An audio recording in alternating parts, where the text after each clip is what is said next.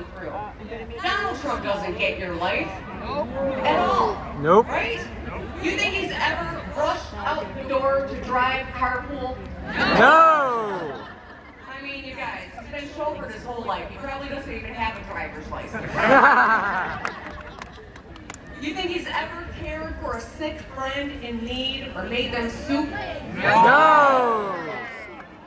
Donald Trump cares about himself and only about himself, and he will say whatever he thinks he needs to get elected. And as president, he will leave us behind, just like he did before. Yep. In Michigan, we hear no about his record of broken promises. Donald Trump said he would save American manufacturing. On this issue, like so many others, it was all talk. Nice.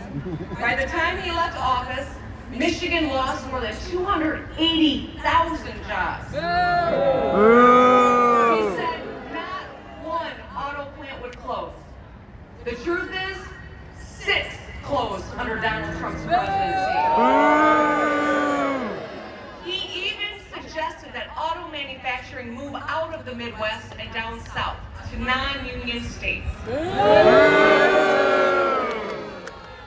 Now, there is no place in America that understands better than the Midwest that when a factory leaves, it takes a whole lot more with it. It means fewer students in our public schools, fewer first responders, fewer residents, fewer small businesses. All of us, Republicans, independents, and Democrats, want to bring manufacturing jobs back home.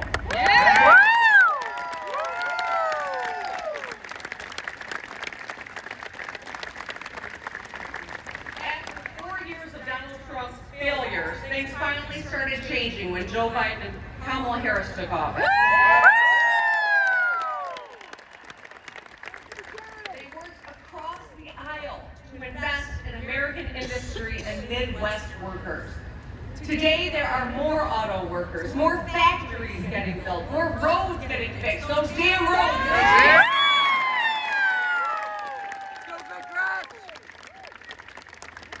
You don't think I hear you cursing me under your breath?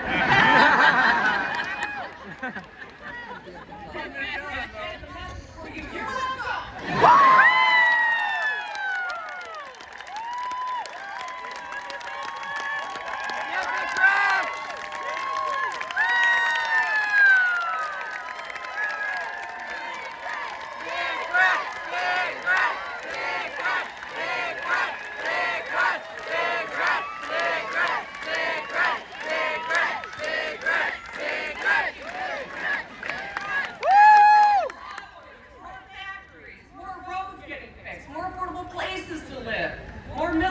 Jobs than when Trump was president.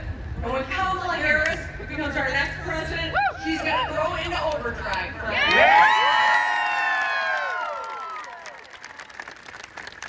other hand, we know that Donald Trump's agenda is to go backwards. It's the same old stuff from the same old guy. And we are not going back. We're not going back!